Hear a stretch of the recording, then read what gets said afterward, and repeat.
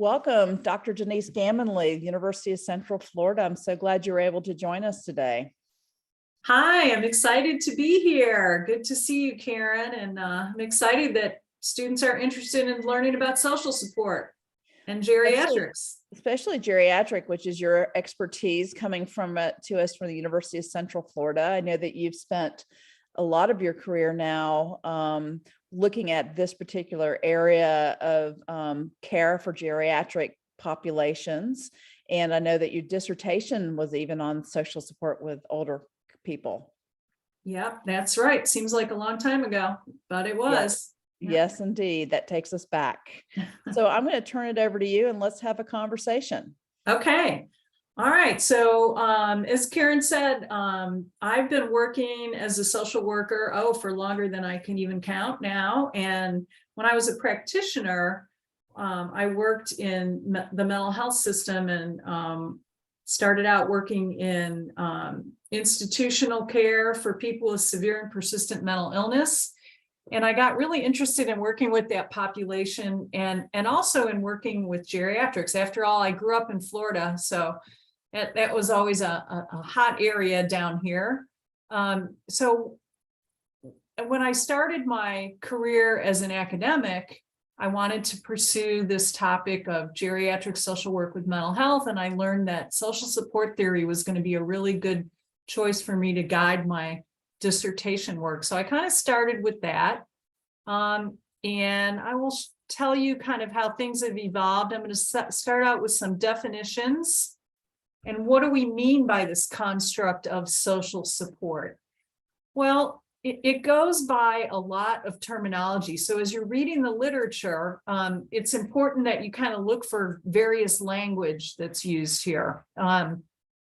So one sort of broad foundation is this concept of social networks, that we're all kind of embedded in social relationships and there's connections. So Karen and I are part of a social network, for example, of alumni of the doctoral program at UNC Chapel Hill. And that's part of one of our social networks, for example. So just keep an eye out for some of this terminology. So when you read this in the literature, anything for example, such as social ties, connections, integration, discussions or about companionship, providing assistance, all of these are examples of social support, the broad topic. So why is it important for older adults, and then how does it sort of work, and how do we as practitioners and researchers use social support to pursue our aims with older clients? Well, what's very interesting is that there is like buku literature for years now, probably going on 30 years, that looks at the benefits of social support for people of all ages, but I'm of course focusing on older adults. So we know there's substantial body of evidence from research that having good social support supports positive health outcomes for older adults. So for example, there's impacts on cardiovascular functioning. One of the very early studies of social support that really sort of made people stand up and look was, I don't know if you remember this, Karen, was they looked at women who were breast cancer patients who had advanced metastatic breast cancer and did a randomized trial where some of them were put in a support group and took part in a traditional kind of support group and they had longer lives than those who didn't participate. So it's really been researched for a whole variety of topics related to older people. One area that it's very important and very important part of driving the research agenda is in dealing with caregivers. So we also know from the literature, there's also a substantial body of knowledge that shows that if you lack adequate social support, it potentially increases negative outcomes, such as anxiety and depressive symptoms. One of the things that we study a lot in looking at working with geriatric clients is our outcomes related to well-being and quality of life. So for example, when you're working with people, and we're doing interventions, social work interventions, and examining research related to interventions for older adults, oftentimes we choose outcome measures such as well-being and quality of life for people of really advanced age or people at end of life. So for example, people in nursing homes, people that have dementia, for example, that maybe lack language or abilities to communicate with you. We want to look at outcomes that are meaningful for them, and well-being and quality of life are two that are examples. So we know that social support improves well-being and quality of life at the end of life. There's also literature to suggest that having good social support influences your overall mortality, which is kind of interesting. So one Karen, of the you and I, that when would we were like, prepping for this, I'm sorry, what did you say? one of the things I'd like to underscore is that if you just did a general search in Google Scholar, you'd find just thousands of hits Yes. on social support research. So, and it really went through, when did it, what was the earliest studies? What does that date back to, the seminal studies, Denise? Oh, probably the 70s. That's what I was thinking. Yeah. Yeah. So really where it started to become recognized that there was an impact on health, as you said, with the breast cancer patients, and Right. as you said, overall well-being. And one of the things I always found interesting about social support is that it appears that not only receiving social support, but giving social support. That's my item here, reciprocity. That is really one of the most surprising things. When I think back of my dissertation work, for example, my dissertation, to put it in one sentence for you all, was a lay health advisor intervention for older adults that had severe and persistent mental illness that were served in by a mental health center in a rural community. And so we recruited and hired older adults, mostly women, to be their companion and friend and do things with them in the community and provide them transportation and various kinds of support. And one of my outcome measures was a social support scale, which I'll talk about a few slides ahead, the details of that, to look at different dimensions of social support. So when I was trying to decide as a researcher, gee, what kind of social support aspects am I going to measure for to determine the benefit of this intervention, I was really intrigued with this idea of reciprocity, which is the providing support to another person is potentially beneficial to you, as well as receiving social support from another. And it did turn out that that was one of my major outcomes, that I kind of assumed that the women who were in the study, who were the ones who were providing care to the people with severe mental illness, would have thought that they were, had reciprocity, that they were providing support. But much to my surprise, the people that had severe mental illness, when we looked at their measures, they also perceived that they were providing support to their designated helper, which I always thought that was like a really fun and happy kind of empowering kind of outcome. Anyway. So they built a really strong relationship. And it went both ways. So reciprocity, turns out, is a really underlies that whole kind of concept of that kind of support. Sometimes it goes by the name of integration support. I think I use that on the slide coming up. That really now underlies a lot of interventions and healthy aging kind of programming, is this idea of being able to contribute. And so you see my photo here, I stuck in, of people volunteering to reflect that. So let me just say real quickly about two of the major sort of theoretical foundations for for frameworks to understand why social support is important. Probably the more popular one, and the one that has more research behind it, is what's called the stress buffering hypothesis. And in a nutshell, that basically means that the function of social support, or the way it functions, is to help us cope with difficult life events. by reducing the negative impact. And that's different than the main effects kind of model of social support, that it directly impacts our well-being. So certainly there is research that shows, that supports both theories, but I think by and large, the majority of the literature is really guided by the stress buffering hypothesis. I'm going to move to the next one. Yeah. Okay, so if you're thinking about social support, whether as a practitioner or researcher or both,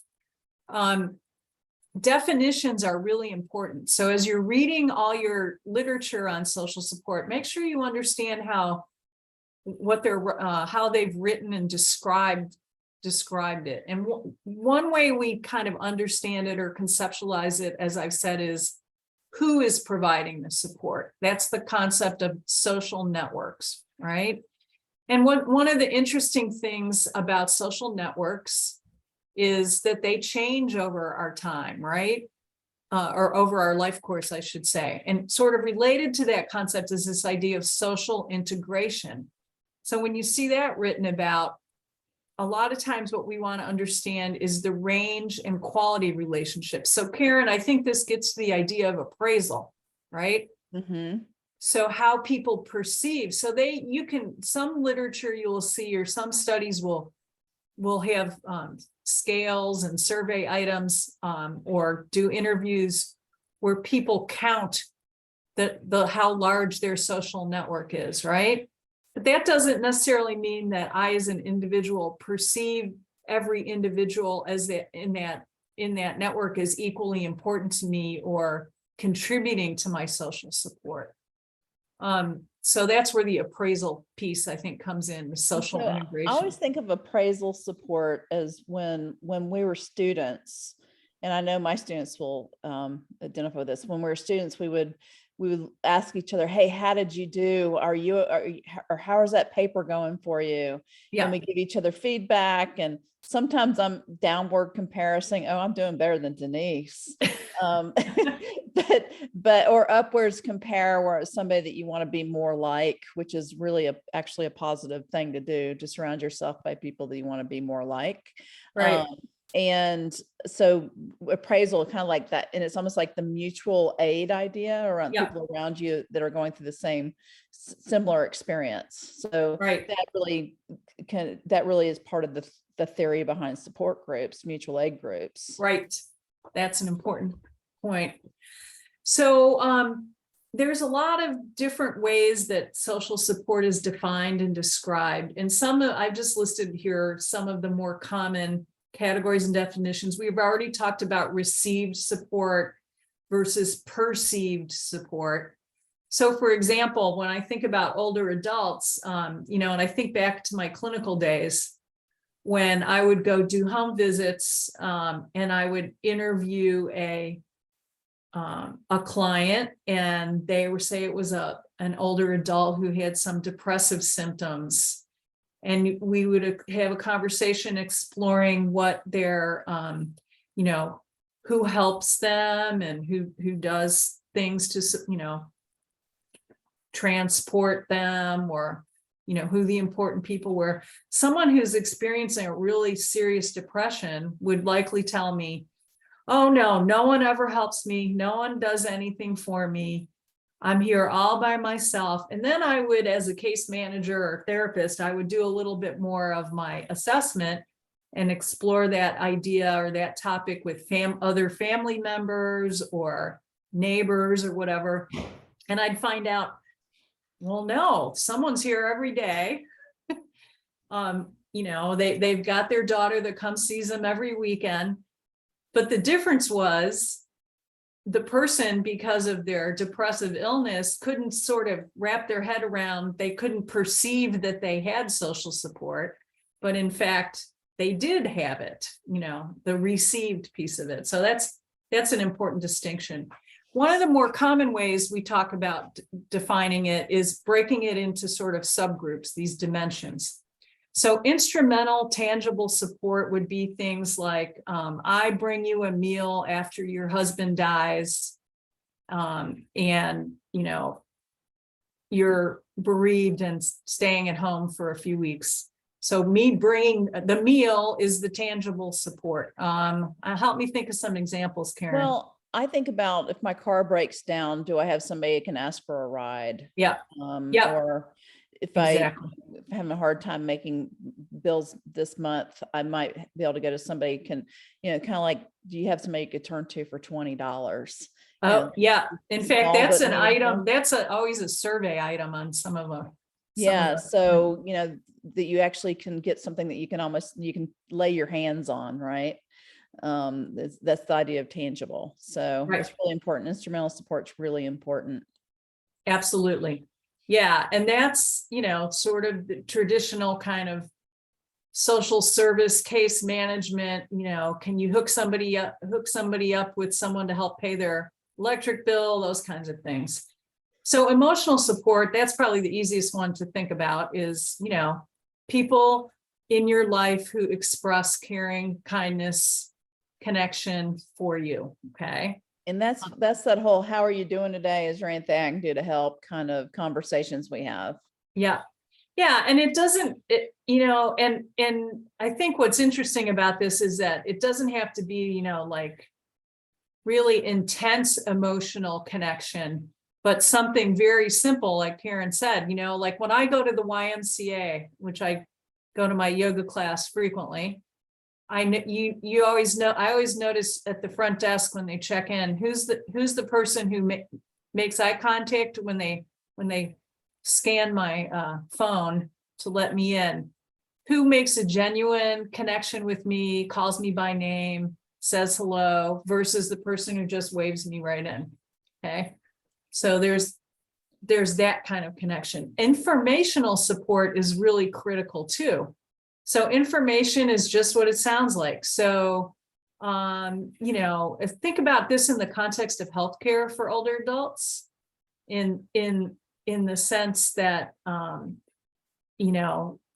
who's the good doctor down the street that you went to when you needed your knee replaced, or, some very practical kind of pieces of information. That's stuff we can't really live without.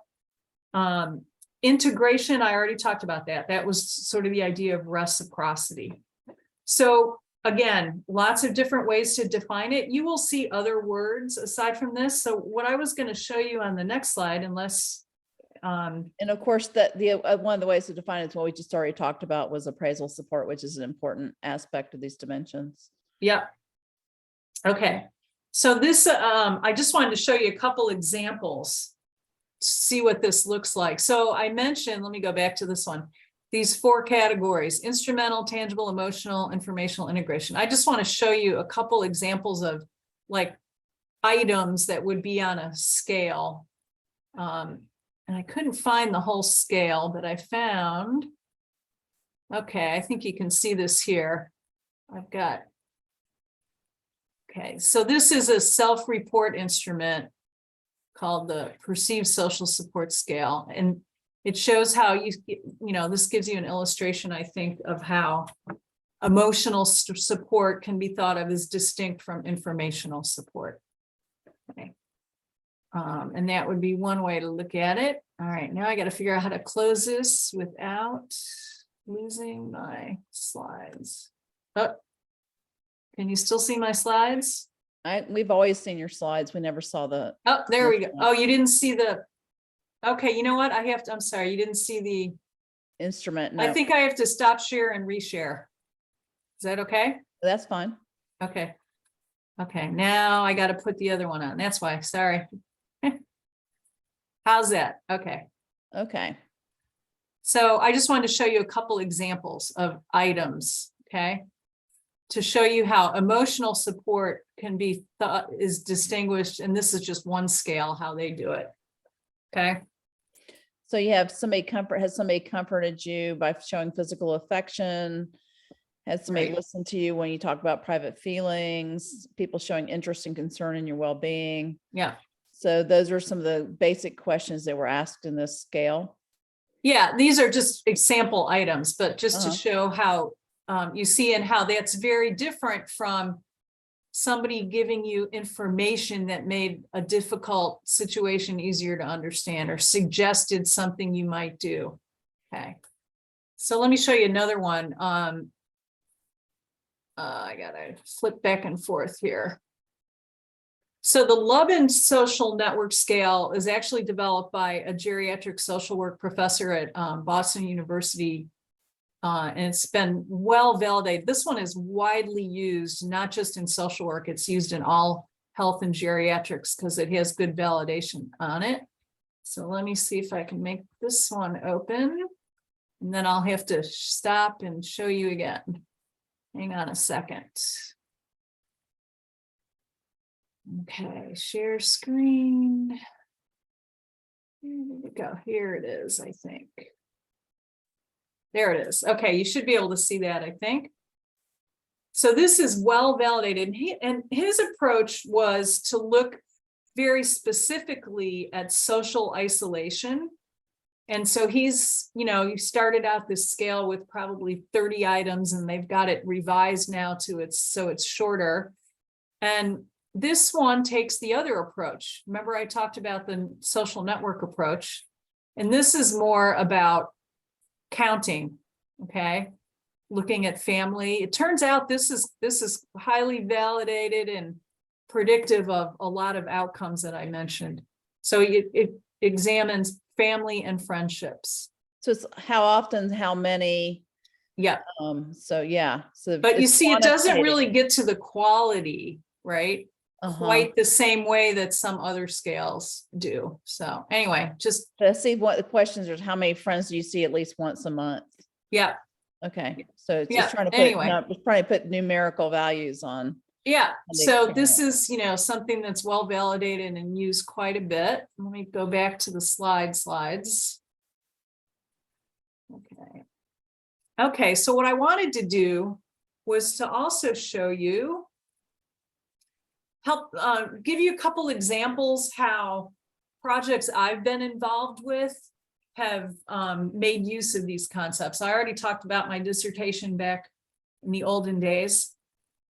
This project was a way I used social support as a particular, this wasn't really an outcome study, it was like a prediction study. So I worked a few years ago with a village program. I don't know if you're familiar with that. The village model is something that's taken off quite a bit in the United States as a community support of like an informal network of older adults that support each other through volunteer work, designed to keep people at aging in place at home. So it's geography based, people living in neighborhoods. Yeah, so neighborhood based. And it's kind of like, think of it as like a membership organization that you might belong to. Like if years ago, people belonged to the Lions Club, well, they still do, I'm sure, the lodge or something like that.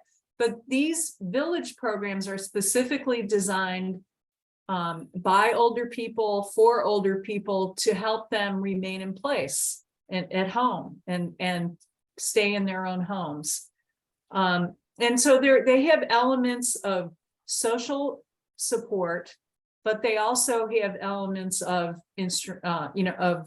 emotional kind of social support, but also very practical things. Like, for example, the village in my community of Winter Park, Florida, is called Neighbors Network. And one of the things they do is, like, let's say somebody has to move to a new location. Some of the village members might all get together and come over to the house and help them pack up and move. It's very, but it's within this context of, and they also kind of connect people to other tangible supports like plumbers and people that can help repair homes and all that. So so if they're going to come and help you pack up to move, that's instrumental support. Yeah. But if they're going to help you find a plumber, maybe that's informational support. Exactly. Good explanation. So I got involved when Neighbors Network was just launching a few years ago. They were just putting this network together, and they were really struggling and trying to improve membership and trying to figure out basically how to market themselves to the potential members. And so I did kind of I always think of this as like a marketing study. I did a survey of a group of older adults and looked at and had them identify particular aspects of their, life that would potentially predict their interest in joining, their likelihood of signing up for something. So the ultimate question was, would you, on a scale of 1 to 7, how likely would you be to join a place like an organization like Neighbors Network if it was made available to you? So that was the purpose of the study. And one of the things I did was try to organize my predictors based on a good theoretical model. And so I put this slide in here just to illustrate how social support is really connected to and a part of other theories that we rely on in social work and health as well. So for example, the health behavior model talks about your likelihood to engage in particular healthy behaviors. In my case, it was the likelihood to join this organization. There's some predisposing factors that you bring to the table. There are things that enable you to make it easier. And then there's aspects of need that make you think about it. So think about joining an organization like that. So I conceptualized social support and isolation as a potential enabling factor. And so I used actually the Lubin scale. So I don't have all the details here to show you the outcomes and all that. But I will tell you, much to my surprise, the presence of social support did not really predict their likelihood of joining that organization. Much more important was if the older adult perceived that their self-rated health was poor. So the way I think about that is people that had good social support already didn't feel the need for an organization like Neighbors Network, whereas those that the need factors were most predictive. So that's just one example of how it could be used. The other one I'll show you, this was a really fun project. In fact, I just had a conversation with my colleague before this meeting. So I work with a colleague from the Rosen College of Hospitality Management. Okay, so this is, here in Florida, of course, we have a huge, in Orlando especially, tourism and hospitality industry. And so she comes at the work from that business perspective. And one of the challenges they have in that industry is trying to get employees to work appropriately with older adults and not be ageist and those sorts of things.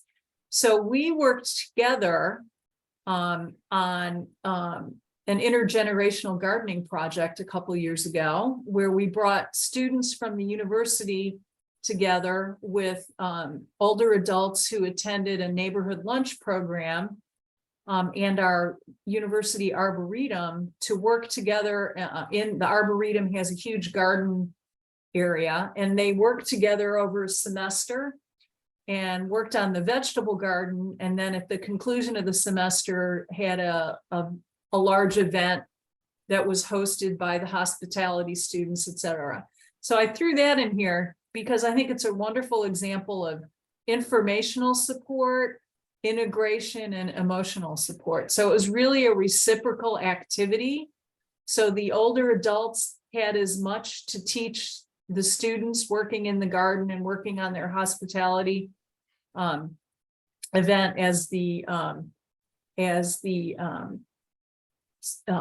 older adult, or as the students had to teach them about or connect with them on a more emotional level. So we're going to try to submit this to USDA for they have some funding for these community gardening kind of projects. So this was really a fun kind of social support activity. Okay. Let me go to the next one. I think my last one. These are just a couple more examples to share with you. So this is one I'm gonna have to go back, flip back and forth here like we did. Hang on a second. This doesn't, is not really a, wait a second. This just shows you the outcome, and really, it doesn't really show you too much. But so during the pandemic, during the fall of, I guess it was the fall of 2020, or spring of 2020, when the pandemic hit, I teach a service learning course for students. I guess it was the fall of 21. I teach a service learning course where my students go to an adult daycare center and learn about delivering social support in person. Well, all of that was shut down, right? So what we switched to was a remote project. I did complete remote instruction. My students never set foot in the daycare center, which is run by Easter Seals.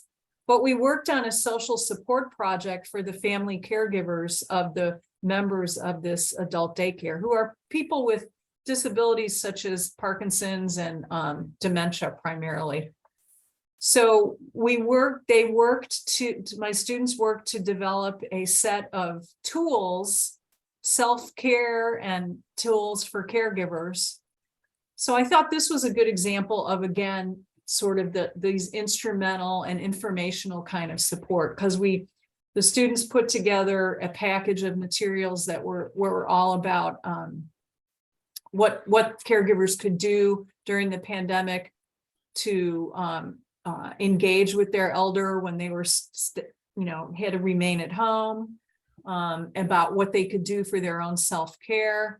And then we also very tangibly or instrumentally here collected all kinds of wonderful gifts to promote their self-care. So we gave them things like candles and lotion and those sorts of things. So that was always like a thing, a project I always appreciated, how we actually were able to deliver something tangible to the people. And then the last one I'll show you is sort of to the future. Oh, wait a minute, I have to turn this off. Can you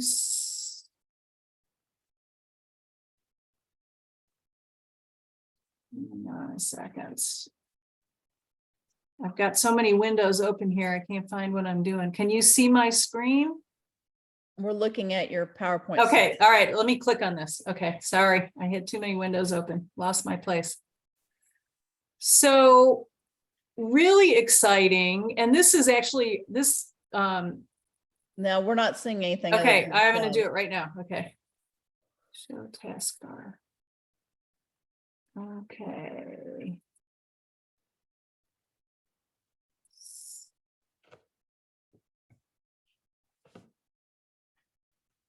Okay, I'm having trouble finding it now. Can you see my slide? We can see your slide. Okay, well, you know what? It's just a picture. I can't figure out how to make that open now. It opens on my screen, but I've lost the thing that says share screen. Toggle subtitles. So we'll just this is the last one. I'll just tell you about it. It was just a picture I wanted to show you because it was the picture of a robot. So this is sort of a new area for me, and I've been working with colleagues in our Department of Psychology and Computer Science that have developed, and this is not just us doing this at UCF, this is happening all across the country. The picture I was going to show you was of MIT, to try to use what they call social robots to engage isolated older adults that are homebound, and sometimes also in residential care community kind of settings as well, like assisted living or nursing homes. So my colleagues have developed in psychology, it's kind of like a plush toy, but it's built around a robot that will connect and sort of kind of if you think of kind of an Alexa kind of interface to communicate. And so what we're doing with this is trying to connect with a community organization that provides care management services to frail and homebound elders who are very frail and isolated, and to deploy the robots in their homes, and then to see how these folks interact with them, or don't, and if that has any impact on their perceived social support. So these programs are happening in a lot of places across the country, and as the pandemic, fortunately or unfortunately, helped kind of drive this. So it's really kind of an interesting way to think about social support. So I don't know what you all think. Is that really social support if it comes from someone, from something, from a device rather than from a human? I don't know, Karen. That's sort of a philosophical question, I guess. Well, I guess it's the perceptions of whether I feel like I've been supported. That's the only thing that really matters, isn't it? Right, right. So Yeah. I think that, and we need to be looking at how we use technology to enhance what we do as social workers, by all means. It's hard to imagine, but there was a time in which it was hard to imagine having cell phones to do social work. Right. So, anything's possible.